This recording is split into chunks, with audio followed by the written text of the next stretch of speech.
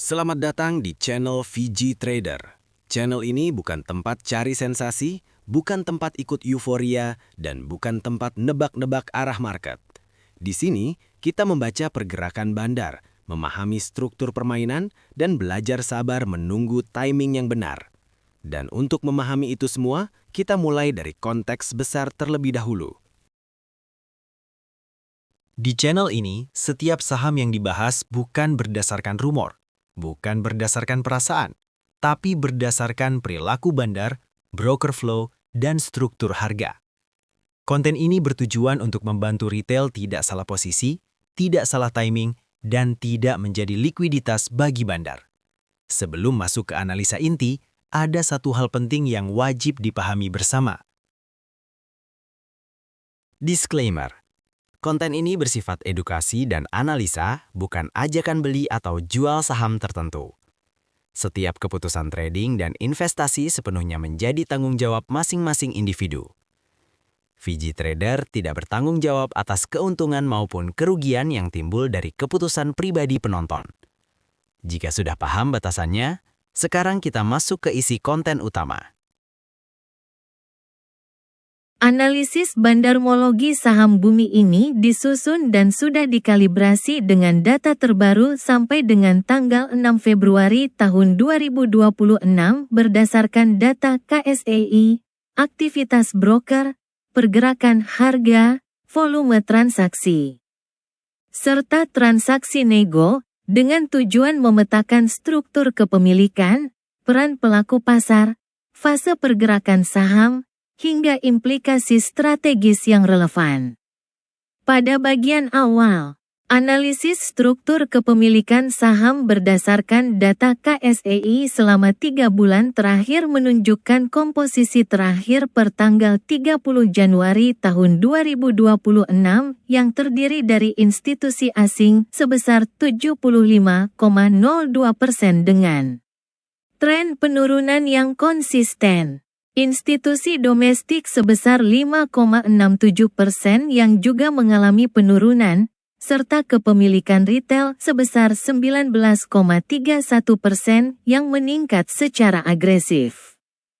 Berdasarkan komposisi tersebut, dapat disimpulkan secara tegas bahwa pemilik mayoritas struktural saham ini adalah institusi asing.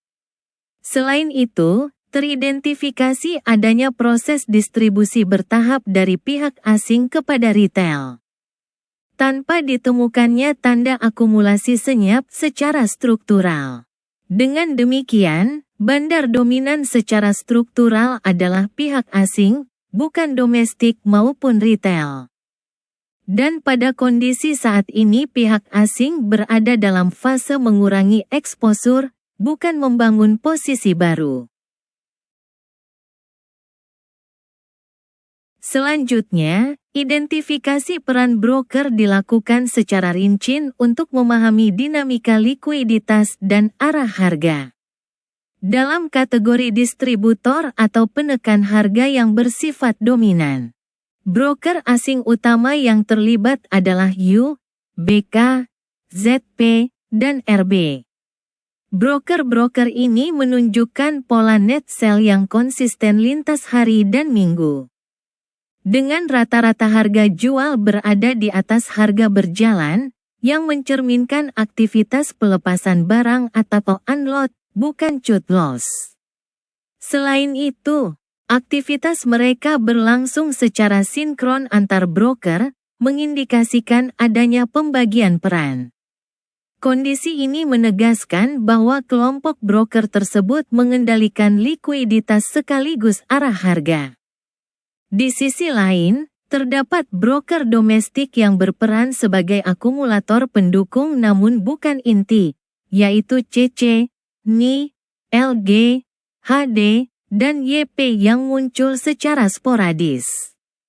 Karakteristik mereka ditandai oleh net buy yang kecil dan tidak konsisten, kemunculan saat harga turun tajam, serta tidak diikuti oleh kenaikan harga.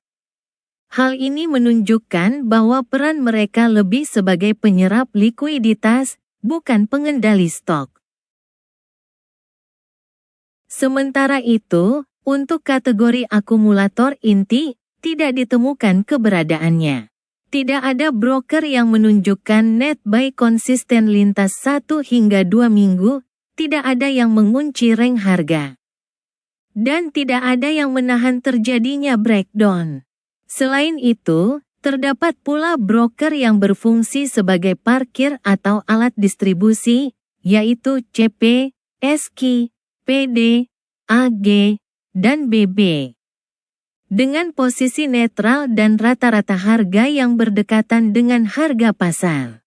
Broker-broker ini digunakan untuk merapikan proses distribusi, bukan untuk melakukan akumulasi.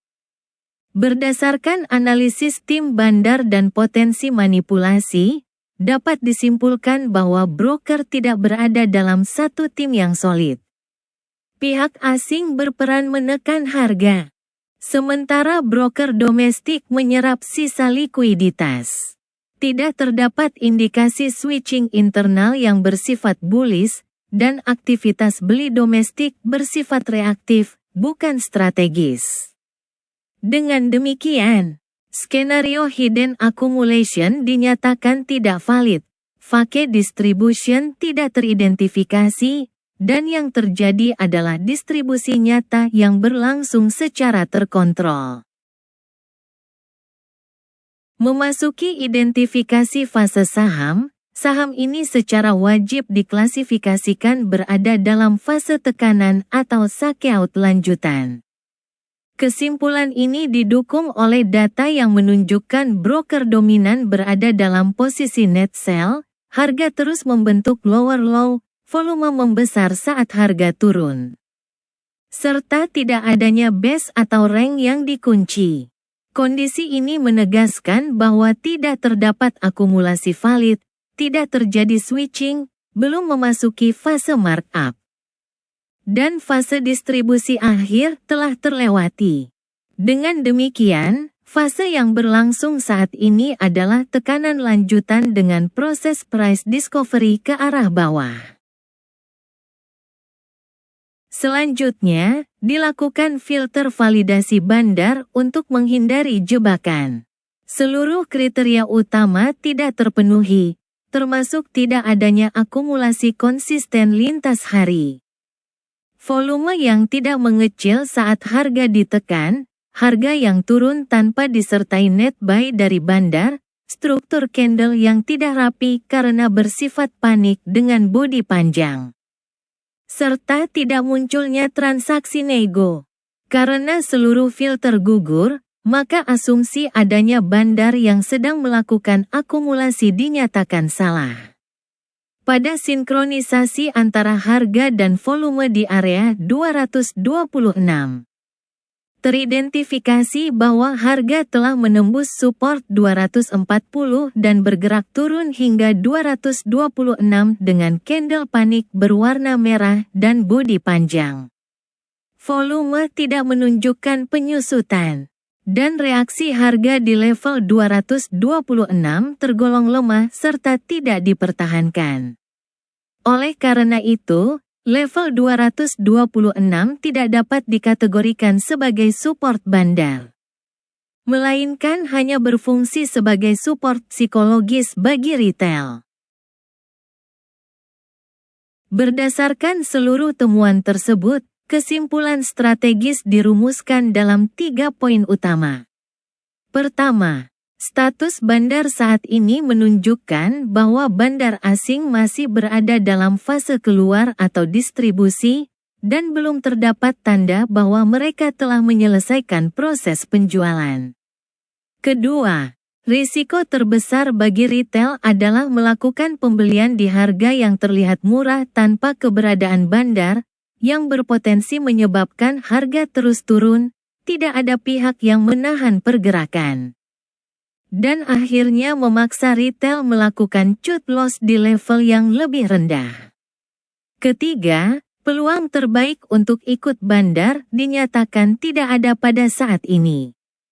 Dan peluang baru hanya akan muncul setelah tekanan berhenti, volume mengering, serta pihak asing berhenti melakukan penjualan bersih.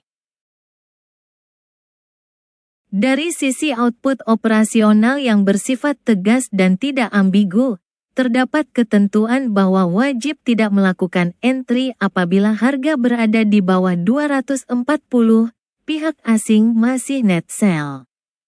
Dan volume besar muncul saat harga turun. Opsi hold hanya diperbolehkan secara sangat terbatas, yaitu bagi pihak yang sudah memiliki saham di harga yang sangat rendah. Siap menghadapi risiko penurunan lanjutan, dan tanpa ekspektasi rebound cepat. Selain itu, terdapat kewajiban untuk keluar atau tidak menambah posisi apabila harga menembus 214, volume tetap besar. Dan pihak asing kembali agresif melakukan penjualan. Sebagai tambahan opsional, estimasi level internal bandar menunjukkan bahwa zona aman bagi bandar apabila mereka berniat masuk berada pada kisaran 200 hingga 214. Sinyal bahwa tekanan telah selesai ditandai oleh penurunan volume secara drastis, pergerakan harga sideways selama minimal 2 minggu, serta berhentinya aktivitas net sell dari pihak asing. Sebelum fase markup dapat terjadi, terdapat syarat wajib berupa terbentuknya base, net buy asing yang berlangsung minimal 1 minggu, serta harga yang tidak lagi mencetak lower low. Sebagai penegasan akhir yang menjadi prinsip utama, dinyatakan bahwa lebih baik tidak memiliki posisi sama sekali daripada memiliki posisi tanpa keberadaan bandar.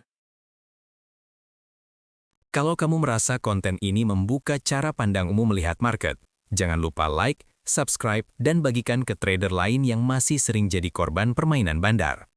Karena di market, yang bertahan bukan yang paling pintar, tapi yang paling sabar dan disiplin membaca permainan. VG Trader, retail cerdas bukan likuiditas.